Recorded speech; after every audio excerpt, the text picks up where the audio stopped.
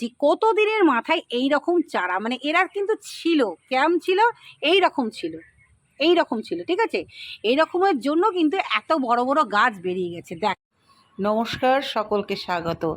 আজকে একটা অভিনব এবং নতুনত্ব পদ্ধতিতে তোমাদের অনেকগুলো চারা শেখাবো। মানে একটা গাছ থেকে আমরা কতগুলো চারা তৈরি করতে পারি, প্রায় 50টি। চলো শিখে নেওয়া যাক, দেখে নেওয়া যাক কিভাবে সহজভাবে প্রচুর আখের চারা হচ্ছে। কিন্তু যেহেতু আমি মহিলা, আমার কেউ নেই, কেউ দেয় না কিছু, তারা ছিটিয়ে মাটিতে গড়া যাচ্ছে, আমার ভীষণ খারাপ লাগে।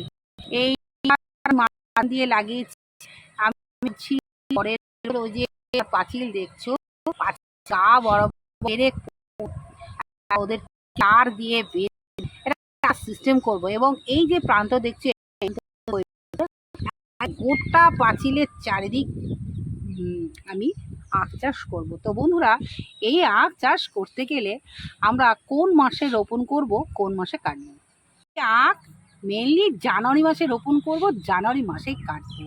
তো এখন থেকে আমরা চারা যদি তৈরি করি, সেই চারা যদি আমরা কিছুটা কোনো ক্যারেটে লাগিয়ে রাখি, তাহলে অনেকটা এগিয়ে থাকবে। তার মানে আমরা মাঝখানে 6 মাসের মধ্যে কিন্তু আখ গাছ কাটতে পারবো। তো দেখো, তোমরা দেখ মানে দেখলেই বুঝতে পারবে কি মোটা মোটা আখ হয়েছে, দেখেছো তো?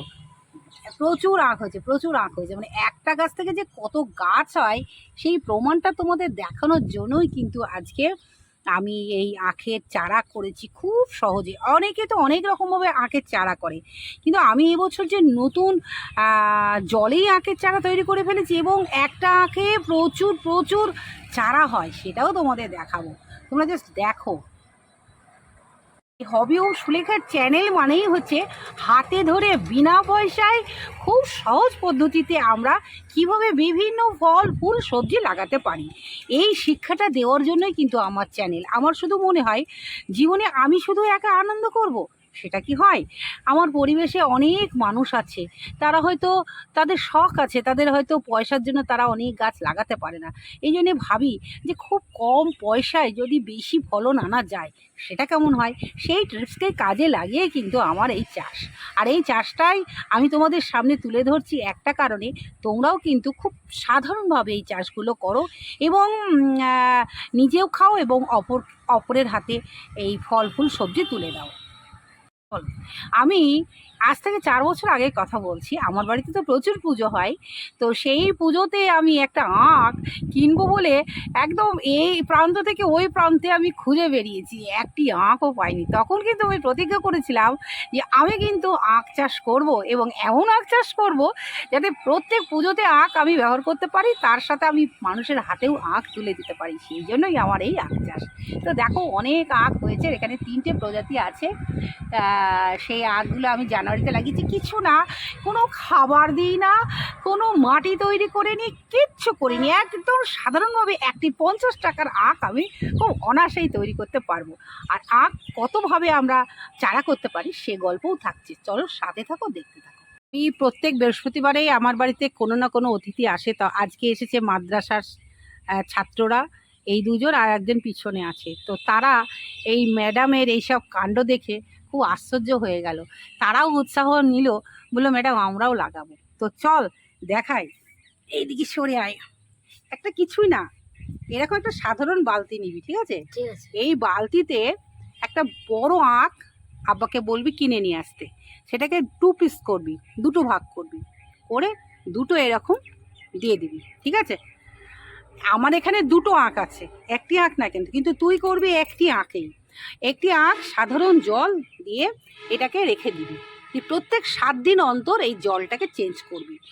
এইবার আমি বলবো যে কতদিনের মাথায় এই রকম চারা, মানে এরা কিন্তু ছিল, কেমন ছিল, এই রকম ছিল, এই রকম ছিল, ঠিক আছে। এই রকমের জন্য কিন্তু এত বড় বড় গাছ বেরিয়ে গেছে। দেখ,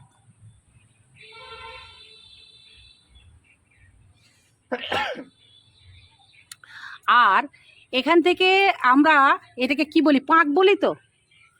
দেখ, তোরা হিসাবটা বুঝে নে। এটা তো পাঁক বলি তো, তাহলে এখানে একটা আঁক হচ্ছে, এখানে একটা আঁক হচ্ছে, এখানে একটা, এখানে মানে প্রতিটা পাকে একটা আঁক। এই একটা গাছ, এই একটা গাছ, এই একটা, মানে কতগুলো 1 2 3 4 5 6 7 8 9 10 11 12 13 14 15 16, এখানে ধর মোটামুটি 20টা। 20টা, আর তুই অর্ধেকটা গাছে যদি 20টা করিস, আর অর্ধেকটা যদি 20টা করিস, তাহলে কত হয়েছে? 40টা। আমার মনে হয় 50টা গাছ হবে। একটি আখের দাম কত? 30 টাকা। তাহলে একটি 30 টাকা গাছ আখ নিয়ে এসে তার থেকে যদি 50টা চারা করতে পারিস, তাহলে কেমন হয় বলতো ব্যাপারটা? আরে বাপ, দারুণ ব্যাপার হয়। সেটা কিন্তু এই বছর আমি আবিষ্কার করে ফেলেছি যে খুব সহজে একটি আখ 30 টাকা দিয়ে কিনে নিয়ে এসে আমরা 50টি চারা করতে পারবো। এবার বলবি যে ম্যাডাম আমরা কিভাবে কি করব? এই তো জলের মধ্যে থাকলো, তো তো জলের মধ্যে দেখ, আমি তোকে তুলে দেখাচ্ছি। দেখেছিস কেমন মূল হয়ে গেছে? এই মূলগুলো অস্থানিক, মানে হঠাৎ করে কোনো উদ্ভিদের যদি মূল বেরায় তাকে বলা হয় অস্থানিক। স্থানিক না, অস্থানিক মূল। তাহলে আমরা এই নিচ থেকে কাটতে লাগবো, ওটা লাগাবো, ওটা লাগাবো, মানে এক একটা, এই যে ছোট্ট একটা এইখানে কাটবো, ঠিক আছে, এখানে কাটবো, এখানে কাটবো, ঠিক আছে, এ দেখো এখানে কাটলাম, এখানে কাটলাম, তাহলে এখানে এই একটা হলো, এই একটা হলো, মানে এইভাবে কুটি কুটি করে কেটে আমি ঠিক যেভাবে গাছটা বেরিয়েছে এভাবে বেরিয়েছে লম্বা করে রোপণ করে দেবো। এবার তোমরা বলতে পারো যে ম্যাডাম আমরা কি দেব, তাই তো?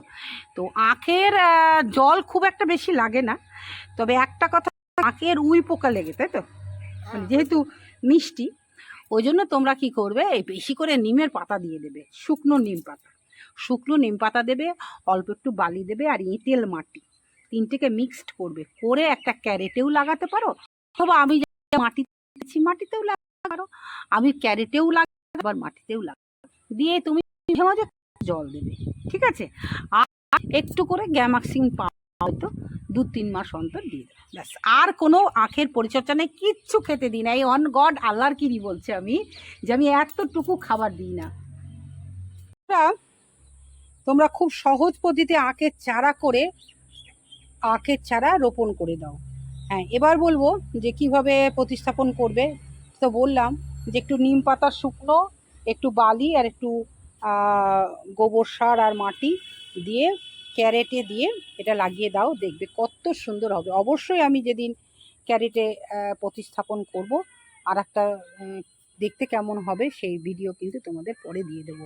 আজকে খুব সহজভাবে আজকে আখ চাষ সম্বন্ধে তোমাদের বললাম, তোমরা আখ চাষটা করো, এইভাবে দেখবে অনেকগুলো আখ করতে পারবে, এবং খুব সহজেই চাষ করতে পারবে, এবং খুব সহজেই আখ নিজে খেতে পারবে এবং মানুষের হাতে তুলে দিতে পারবে। আখ খুব উপকারী, তার একটাই কারণ ফ্রুক্টোজ আছে, সেইটা আমাদের শরীরে ভীষণ উপকার, বিশেষ করে অ্যান্টি জন্ডিস, মানে জন্ডিস হলে এই আখের রসটা খুবই প্রয়োজনীয়। তাই আখ চাষ একান্ত দরকার আমাদের এই পরিবেশে, আমরা যত লাগাবো ততই উপকার হবে। ভিডিওটা কেমন লাগলো অবশ্যই জানাবে, আর হবি অফ সুলেখা চ্যানেলের পাশে থাকবে।